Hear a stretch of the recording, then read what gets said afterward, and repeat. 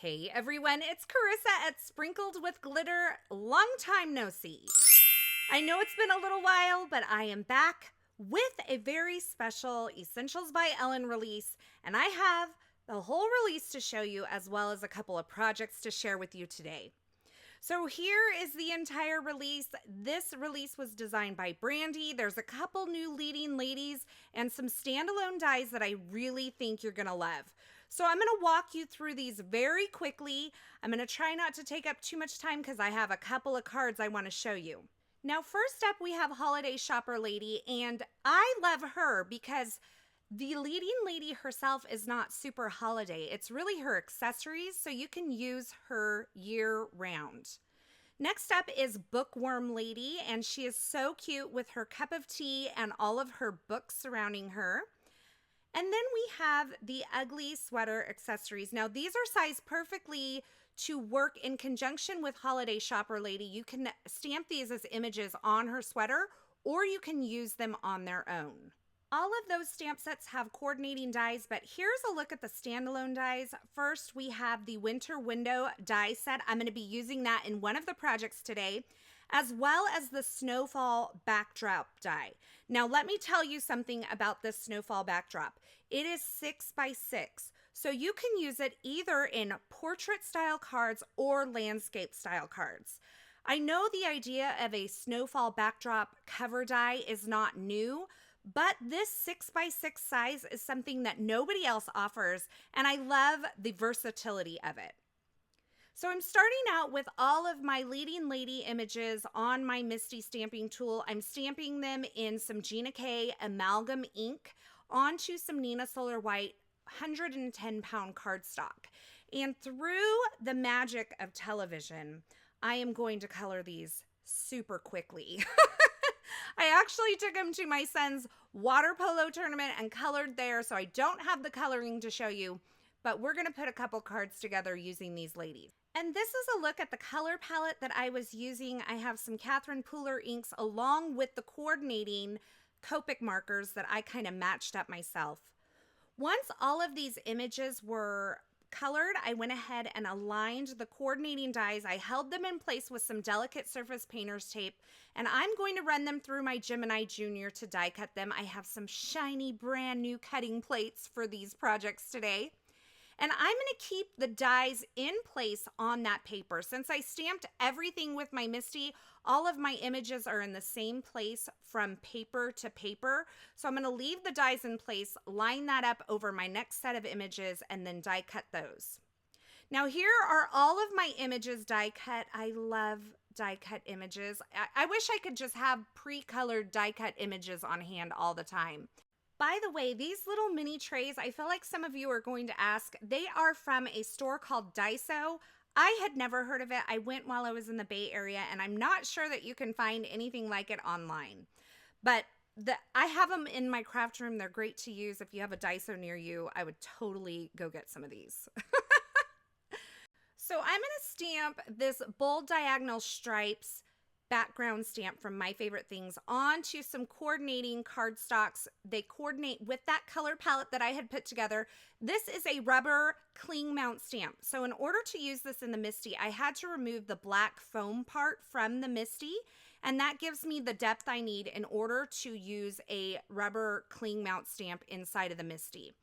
So I have Meant to Be polished. These are both Catherine Pooler inks. I'll also be using Grass Skirt, and I am just stamping kind of some tone on tones, and then I'm also going to stamp it onto some white cardstock. I am just creating a bunch of pattern papers that kind of coordinate with all of my coloring, and I'm going to have them on hand as I'm creating my projects today. Now this next one I really wanted to show you because I used some light pink cardstock and this polished ink on top of it, and I love the way it turned out, and I actually think it would be really fun for a different kind of color combination for Christmas, so keep that in mind. Now I'm taking my Winter Window die set, and this has two dies connected here together, and I've left them connected with the little tines at this point. I will separate them later, but when you cut these two dies together, it creates this window pane. Now I'm going to cut this several times from some heavyweight cardstock because I'm going to be layering these up to create dimension. Once I have all of these die cut, I'm also going to die cut this window from some of the striped patterned paper that I created. Here I die cut it from the green on green, but I ended up using the mint on mint color, so just keep that in mind.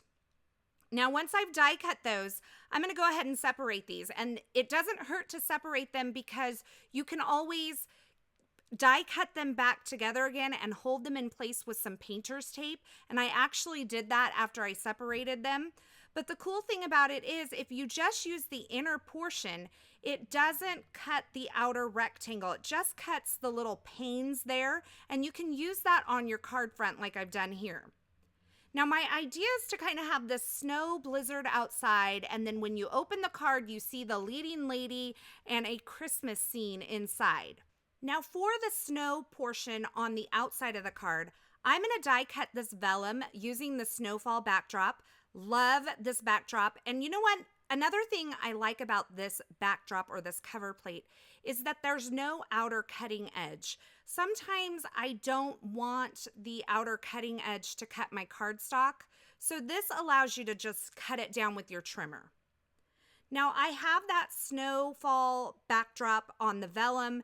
I'm going to also die cut this little kind of icicle shape from some glitter cardstock, and that will end up going on the outside of my window.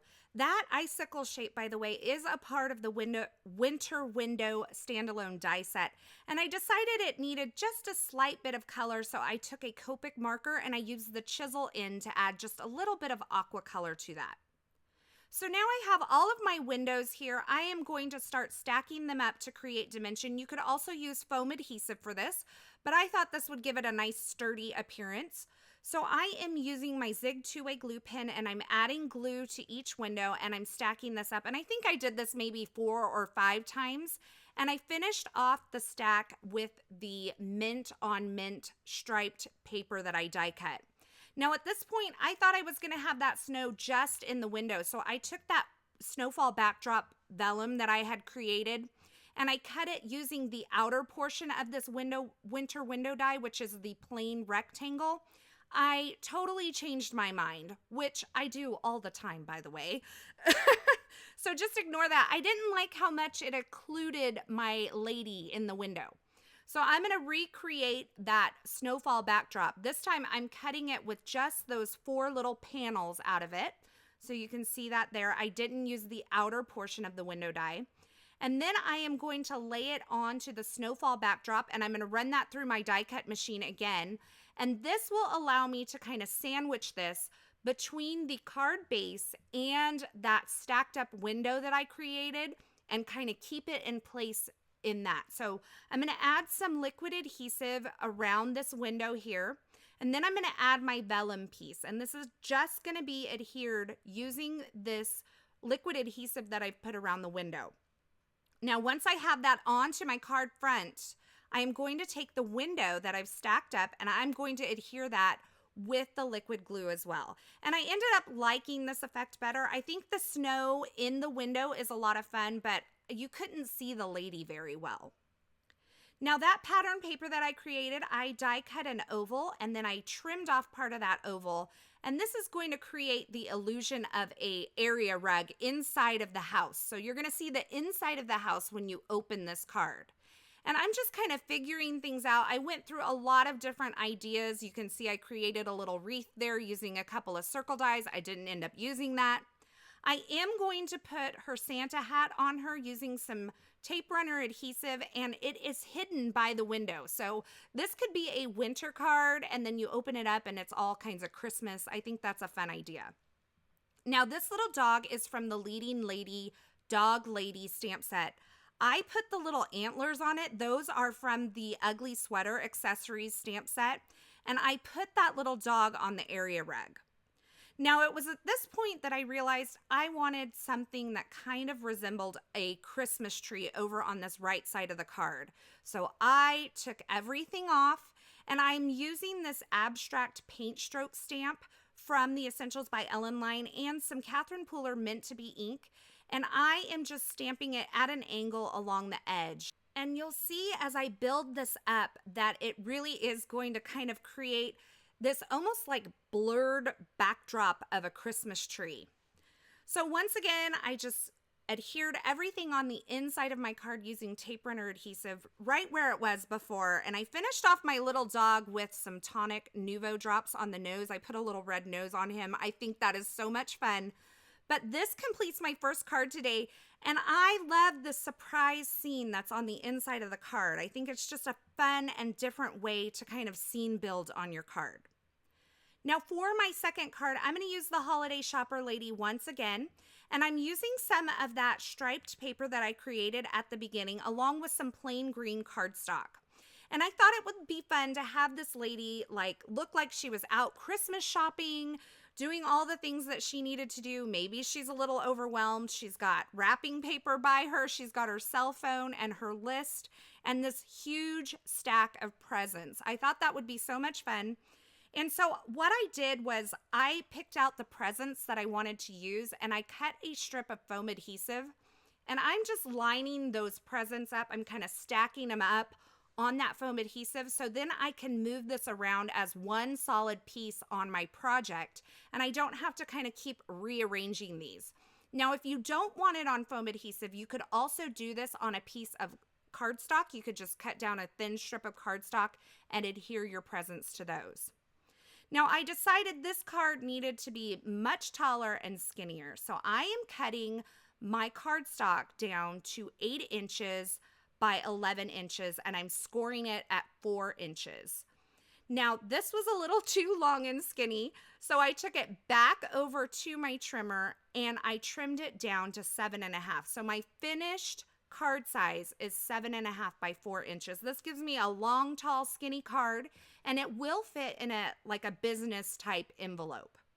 Now, in order to put things really kind of down onto or into her hand, I found it helpful to just cut a little slit between her forefingers and her thumb, and then I can just kind of tuck that gift bag in there and the cell phone as well. And then this little list, I am going to actually write names on it so that it looks like her list of people that she's buying for. I used my family and my nieces and nephews' names for it because I thought that was a fun way to do it. And then I'm just going to start adhering everything onto the card base. So I have those strips of paper along the bottom. That kind of creates a grounding for this image group. Then I'm going to put this basket with all the wrapping paper kind of at her side. And I will nestle in this stack of presents. Now, it took me a little bit to get all of the kind of alignment just right, but I managed to do it. And now I'm doing something really silly.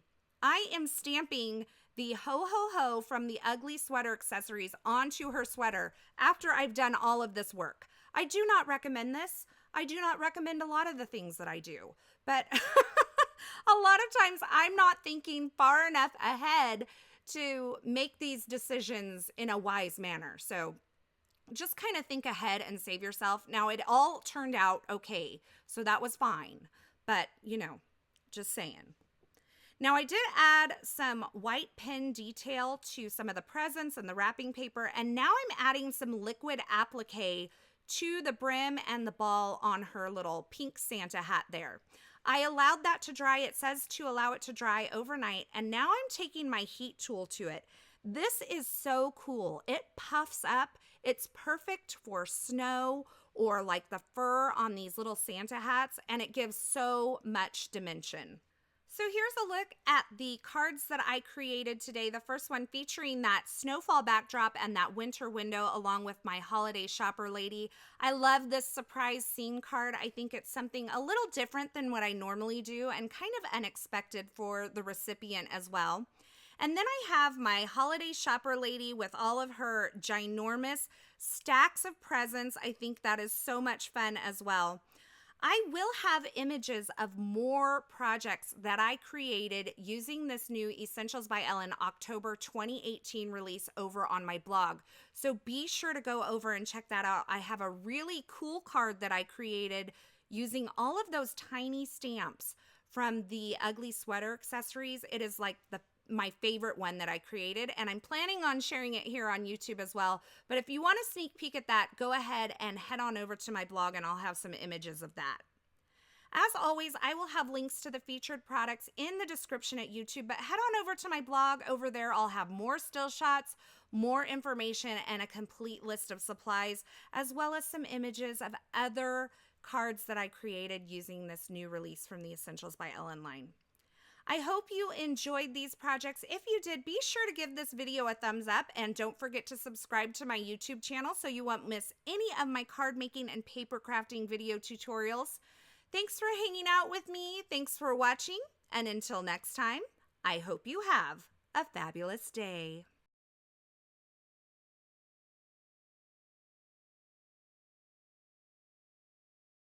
Hey, thanks for sticking around to the very end. You know, if you've made it this far, you are one of my favorites.